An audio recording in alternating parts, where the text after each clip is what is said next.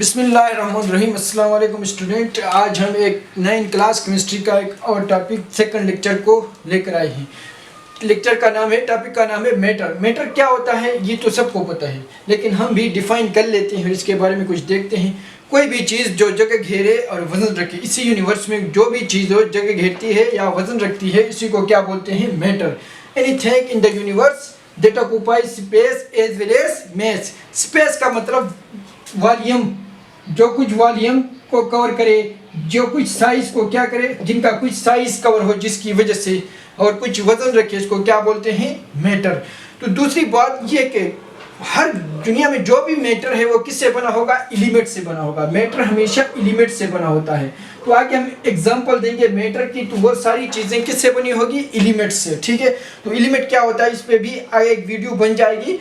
All materials are matter, तो सारी की सारी तकरीबन मटेरियल मैटर है, लेकिन कुछ एक्सेप्शन जरूर है। एक्सेप्ट टू सम, कुछ ऐसे मटेरियल है जो मैटर नहीं है। ये तो हम सबको पता है मैटर क्या होता है, लेकिन ऐसी मटेरियल का पता हमें नहीं होता जो मैटर नहीं है। तो आज वो भी देखते हैं कि कौन से ऐसे मटेरियल है जो मैटर नहीं है। तो टीवी सिग्नल मैटर नहीं है, इलेक्ट्रिसिटी मैटर नहीं है, लाइट मैटर नहीं है, साउंड मैटर नहीं है। तो ये मैटर नहीं है तो क्या है जी? एनर्जी है, फॉर्म ऑफ एनर्जी है। जो चीज़ एनर्जी है वो मैटर नहीं है। टीवी सिग्नल, इलेक्ट्रिसिटी, लाइट और साउंड ना कोई जगह घेरती है और ना वजन रखती है। ठीक है, इसके बाद हम कुछ एग्जांपल लेते हैं मैटर की। तो मैटर की लाखों बेपनाह एग्जांपल है। आपको पता है इस दुनिया में, पूरी दुनिया में 118 एलिमेंट्स होते हैं, लेकिन ये 118 एलिमेंट डिफरेंट तरह कंबाइन होकर इनफाइनाइट नंबर ऑफ मैटर बनाते हैं। तो वुड, ये भी एक मैटर के एग्जांपल है। वाटर भी मैटर के एग्जांपल है। एयर की भी मैटर के एग्जांपल है। अभी वुड आपको पता है सॉलिड फॉर्म में होती है, ठोस फॉर्म में होती है, ठोस हालत में होती है। वाटर लिक्विड फॉर्म में होती है। एयर गैसियस फॉर्म में होती है। तो इसका मतलब है मैटर लिक्विड फॉर्म में भी पाया जाता है, मैटर सॉलिड फॉर्म में भी पाया जाता है, मैटर गैसियस फॉर्म में भी पाया जाता है। ठीक है, और ये सारे किसी चीज से मिलकर बने होंगे? एलिमेंट से मिलकर बने होंगे। इसके बाद and many other are example of matter, बहुत सारे हैं दुनिया में मैटर के एग्जांपल। ठीक है, अब एक और टर्म है जो मैटर से रिलेटेड है, सब्सटेंस। मैटर के किसी टुकड़े को, पीस ऑफ मैटर को क्या बोलते हैं? सब्सटेंस। जो चीज मैटर है वो भी सब्सटेंस है, जो चीज सब्सटेंस है वो भी मैटर है। Piece of matter is called substance. Substance is also made up of element. Matter की तरह सब्सटेंस भी किससे बनकर मिलकर बना होता है? एलिमेंट से मिलकर बना होता है। अभी बाजी जो टीचर है वो ईयर को मैटर नहीं मानते, लेकिन ईयर मैटर है। क्यों? क्योंकि ईयर, जब आप किसी गुब्बारे में ईयर फिल करते हैं तो क्या हो जाता है? वो गुब्बारा साइज में बड़ा हो जाता है, तो इसका वॉल्यूम बढ़ जाता है, कुछ स्पेस ऑक्यूपाई करता है। इसी तरह जब आप ईयर किसी कंटेनर में रखते हैं तो वो कुछ वजन भी रखता है। इसी तरह ईयर में एलिमेंट से बना होता है। अभी हम ईयर की बात करते हैं तो ईयर हम कहते हैं mixture of gases. Year is a mixture of gases, और गैसेस भी एलिमेंट से मिलकर बना होता है। ईयर में कार्बन डाइऑक्साइड है। कार्बन डाइऑक्साइड बताते खुद एलिमेंट नहीं है, लेकिन ये कार्बन डाइऑक्साइड एलिमेंट से मिलकर बना होता है, और फिर यही कार्बन डाइऑक्साइड ईयर बनाता है। ईयर में ऑक्सीजन मौजूद होता है, ऑक्सीजन एक एलिमेंट है। ईयर में और क्या होता है? मीथेन गैस मौजूद होता है थोड़ी मिकदार में। ईयर में कार्बन मोनोऑक्साइड मौजूद होता है। तो ये सारी चीजें किससे मिलकर बनी होती हैं? एलिमेंट्स से मिलकर बनी होती हैं। और ईयर वजन भी रखता है, ईयर जगह भी घेरता है, और दूसरे बहुत ईयर का मेस भी होता है जब इसको कंटेनर में डाला जाता है। तो ये मैटर के बारे में कुछ इंफॉर्मेशन थी, सब्सटेंस के बारे में। अभी हम मेन टॉपिक की तरफ आते हैं, क्लासिफिकेशन ऑफ मैटर। वीडियो को आखिर तक देखो ताकि कोई प्रॉब्लम न रहे। अभी हम बात करते हैं क्लासिफिकेशन ऑफ मैटर।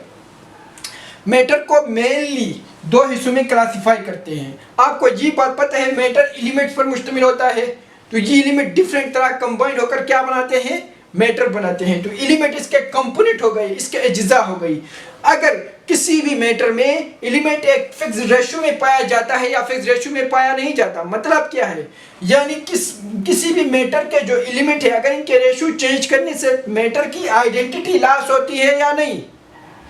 तो अगर कोई कंपोनेंट फिक्स रेशियो में पाया जाता है और रेशियो चेंज करने से कंपोनेंट की नेचर, कंपोनेंट की आइडेंटिटी लॉस होती है, खत्म होती है, हर तरह की आइडेंटिटी।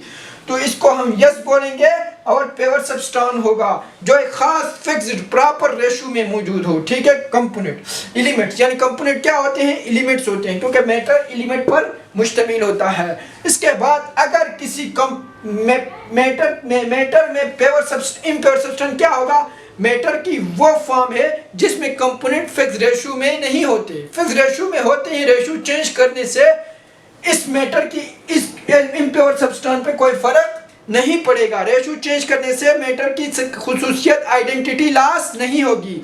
मिसाल के तौर पर मेरे पास एक गिलास ऑफ वाटर है, इस एक गिलास ऑफ वाटर में क्या डालता हूँ, 3 स्पून शुगर डालता हूँ। तो वाटर और शुगर का रेशियो क्या होगा, 1:3, यानी एक गिलास ऑफ वाटर 3 स्पून शुगर में डिजॉल्व होगा। अगर इसी तरह मैं एक और गिलास ऑफ वाटर लेता और उसमें 2 स्पून शुगर डालता हूँ तो वो भी शुगर सॉल्यूशन बन जाएगा और ये भी शुगर सॉल्यूशन बन जाएगा, लेकिन रेशियो चेंज है, लेकिन मैटर ने अपनी खुसूसियत, अपनी आइडेंटिटी लॉस नहीं की। तो इम्प्योर सब्सटेंस में भी इसी तरह होता है कि जो मैटर के कंपोनेंट होते हैं वो फिक्स रेशियो में नहीं होते। इसके बाद हम प्योर सब्सटेंस को फर्दर 2 हिस्सों में क्लासिफाई करते हैं। किस बुनियाद पर करते हैं, वो प्योर सब्सटेंस जिसको हम फर्दर सिंप्लीफाई कर सकते हैं, फर्दर दूसरे कंपोनेंट में तब्दील कर सकते हैं, तो इसको क्या बोलेंगे, कंपाउंड बोलेंगे।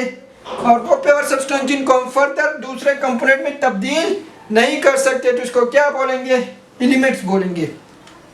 मिसाल के तौर पर मेरे पास गोल्ड एक एलिमेंट है, इसी को हम किसी तरह भी आयरन में या कॉपर में कन्वर्ट नहीं कर सकता, या कॉपर को हम दोबारा गोल्ड में कन्वर्ट नहीं कर सकता। तो ये सिंप्लीफाई फर्दर नहीं होता। वो प्योर सब्सटेंस जो फर्दर सिंप्लीफाई नहीं होता किसी और कंपाउंड में, किसी और प्योर सब्सटेंस में, कंपाउंड ना कहो, प्योर सब्सटेंस में, तो इसको क्या बोलेंगे, एलिमेंट्स बोलेंगे। तो एलिमेंट्स प्योर सब्सटेंस है जो किसी और में सिंप्लीफाई नहीं होता, और वो प्योर सब्सटेंस जो किसी और में सिंप्लीफाई होता है इसको क्या बोलेंगे, कंपाउंड बोलेंगे। मिसाल के तौर पर मेरे पास वाटर है, इसी वाटर को किसी तरह हम हाइड्रोजन में भी कन्वर्ट कर सकते हैं, इसी वाटर को किसी तरह हम ऑक्सीजन में भी कन्वर्ट कर सकते हैं। तो ये ऑक्सीजन और हाइड्रोजन इसी वाटर से 100% डिफरेंट है, हर लिहाज से क्या है, डिफरेंट है। तो ये हाइड्रोजन और ऑक्सीजन में हमने वाटर एक कंपाउंड है, तो वो प्योर सब्सटेंस, वाटर एक प्योर सब्सटेंस है जो किसी दूसरे कंपोनेंट में, किसी दूसरे कंपाउंड में क्या होते हैं, किसी दूसरे प्योर सब्सटेंस में कन्वर्ट हो सकते हैं, सिंप्लीफाई हो सकते हैं, तो इसको क्या बोलेंगे, कंपाउंड बोलेंगे। तो आपको कंपाउंड में भी फिक्स्ड रेशियो मिलेंगे, एलिमेंट में भी फिक्स्ड रेशियो मिलेंगे। अभी इम्प्योर सब्सटेंस का दूसरा नाम है मिक्सचर। इम्प्योर सब्सटेंस को मिक्सचर भी बोला जाता है। इनको हम डिटेल से आगे हर टॉपिक को डिटेल से डिस्कस करेंगे। अभी इम्प्योर सब्सटेंस को भी मेनली 2 हिस्सों में क्लासिफाई करते हैं। किस बुनियाद पर करते हैं वो बुनियाद देखना लाजमी है।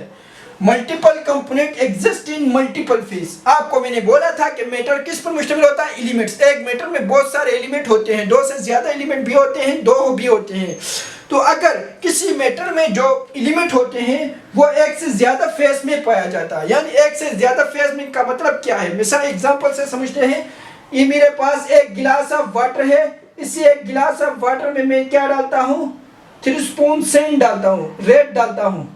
एक गिलास ऑफ वाटर में क्या डालता हूँ, एक गिलास ऑफ वाटर में 3 स्पून रेत डालता हूँ। तो वाटर की रेशियो तो चेंज करने से कोई फर्क नहीं पड़ेगा। तो अगर 3 स्पून रेत डालने की वजह से इसमें वाटर भी हमें नजर आएगा और रेत भी नजर आएगा। तो ये जो मैटर है ये 2 कंपोनेंट पर मुश्तमिल होगा। दोनों कंपोनेंट मल्टीपल फेज में एग्जिस्ट होगा, यानी सैंड सॉलिड फेज में है और वाटर लिक्विड फेज में है। अगर मल्टीपल कंपोनेंट मल्टीपल फेज में नजर आते हैं तो इसको क्या बोलेंगे, हेट्रोजीनियस मिक्सचर।